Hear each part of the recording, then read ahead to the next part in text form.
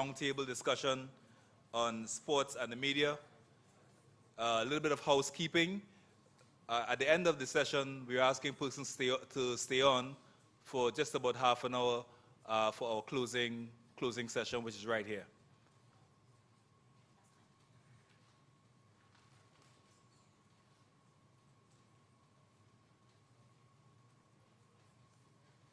Is Ms. Maharaj with us?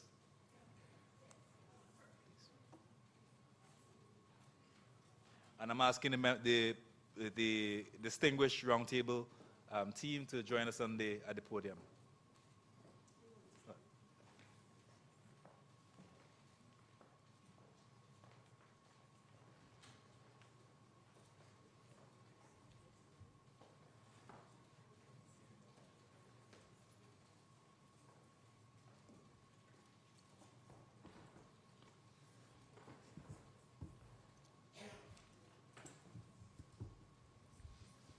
Good afternoon, and welcome everyone to this afternoon session. We're going to tackle the topic of sport and the media. And sports journalism has been with us for almost as long as we've had journalism. We've had some outstanding sports journalists going back to, say, C.L.R. James, if you will recall. That's where some of his finest writings. But fast forward to 2014, and we see a community that is struggling. Now, I put that squarely on the table as a moderator here to guide our panelists or for them to respond or not. I look at a variety of perspectives that were covered in this conference. And we know that sports is a world unto itself, and it has a life unto itself. It's no longer simply, it's never really been anything simply of averages of figures and statistics and so on. There's sports medicine, there's sports clothing, there's sports business, there's sports literature. It's a world unto itself from which everyone, no matter where you are, can find a point of entry. And the question is, in covering the field of sports, do we have the capacity? Do we bring to it anything more than what it used to be, which is cheerleading for the side? And to tackle this topic, we have some of the best-known names, at least two of the best-known names in sports journalism. I start from my extreme left, Valentino Singh. He is the editor at the Trinidad Guardian, and very well known as well of the biography writer of two books on Jack Warner. So he has really made his name. And then we have got Lasana Liebert, and the other corner, I mean, we could just turn those two into a whole panel on Jack Warner. Lasana Liebert, who has been, for most of his career, an outstanding investigative journalist in the field of sport, which is probably puts him as maybe the only investigative journalist in sport. Maybe a little bit less, let's say two, but I don't know who the second one is, but to be fair. And he has carved a niche for himself in online journalism with Wired 868, and you're probably, most of you, if you're in sport, you probably follow it, whether or not you I'm sure you enjoy Mr. Livewire and his very sarcastic take on sports. And then we have Tia Smith-Cooper, who's a lecturer here at UWI and the coordinator of the Communication and Journalism course. And Tia is going to get her feet very wet in this business of journalism today, ahead of the program that she is told likely to launch in September. So at this point, let me just quickly hand over now to Tino. Each of you has 10 minutes. Thank you very much, Suniti, and good evening, ladies and gentlemen. I'm very happy that this discussion this evening is not centered around my writing skills as it relates to Austin Jack Warner. Having said that, I want to endorse what Suniti has said about the state of the sports media in Trinidad and Tobago, at the moment. Sport, as we know it, essentially is entertainment. Media is about informing, educating, and generally providing some kind of entertainment to the public.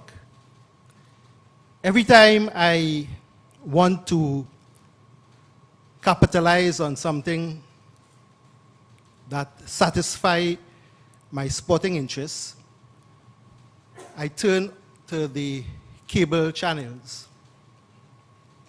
It is a sad indictment on our own media, television to start with, radio, and of course print.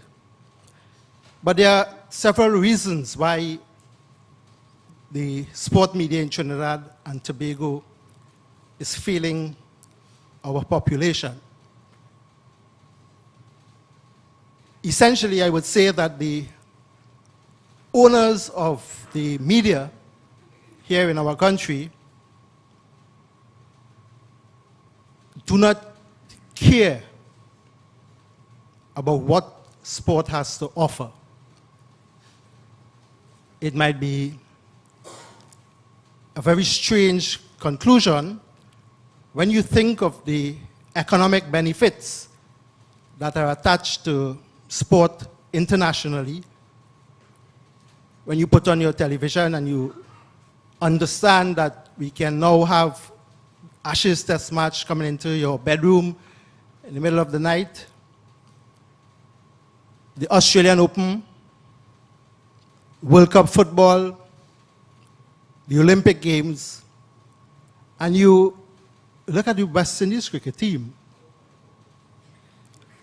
and you ask yourself, why is our media not showing us our own cricket?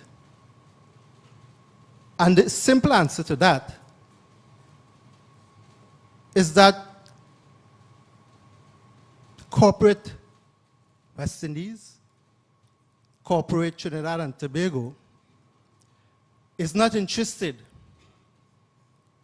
in West Indies cricket. I know you all will say, what about the development aspect of our sport and those kinds of things? Well, those are questions that we probably could spend another evening here discussing. As it relates to local sport,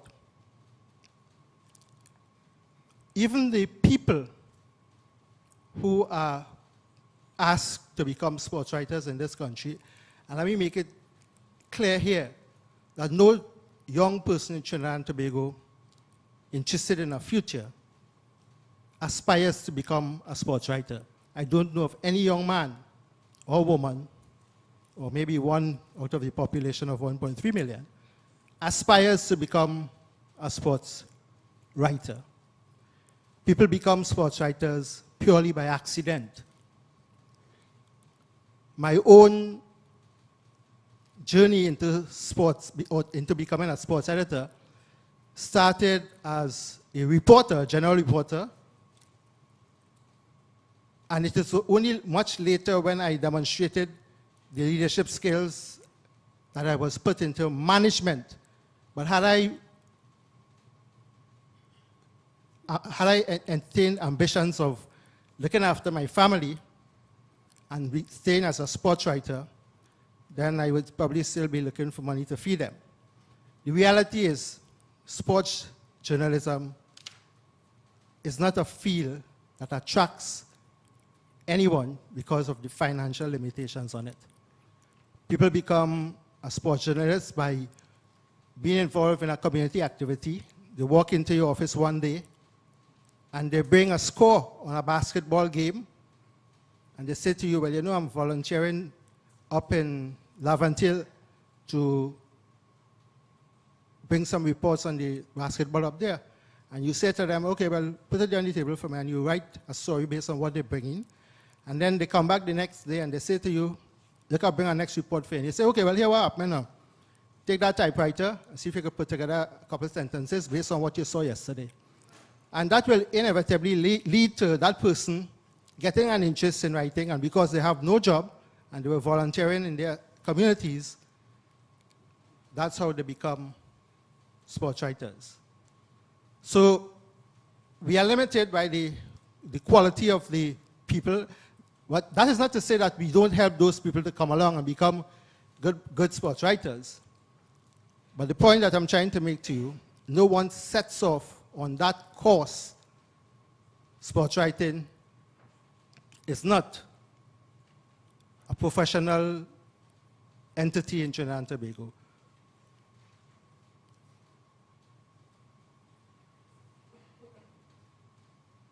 I want now to look at the institutions. And while I know that there are institutions that provide opportunities for people to get involved in mass communications and whatnot, I think that in sports writing, it is a specialized area. You don't want people to be writing about sport if they do not know about sport. People get into mass communication and learn all the different things about the media. But unless you have an interest in sport, and unless you understand what a game is about or the technical aspects of a game, the chances are being able to write about it will be limited. Sports writing is not like any other writing in a sense. While the basic tools apply, the who, what, when, why, all the W's, the reality is that you have to be a little more subjective when you become a sports writer, or if you become a sports writer. You have to understand the game. And if you don't, the chances are, like so many of us in the media, so many of them who operate here in Trinidad and Tobago, you will always find difficulties in putting together a proper story. So in these closing comments, I want to say sports writing in Trinidad and Tobago needs help. And it needs help badly. Whatever the university, as a leading intellect in our society, can do to ensure that happens, those of us, the stakeholders, will certainly welcome. Thank you very much.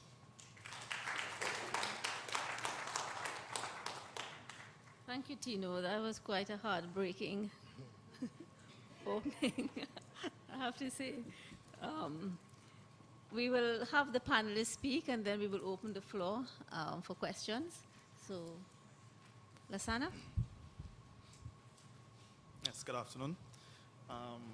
Valentino had me remembering how I got started in the media, which granted was by accident, not exactly the same way though. I had just finished my A-levels, and essentially I looked in the phone book and sent my resume to every company to PBX. And I figured once you had a elaborate system like that, I could probably give me a salary before I moved on to something higher than that. And my first call came from The Guardian. And from there I moved to The Express and then online. I actually moved into sport reporting because I enjoyed sport. I didn't start off there.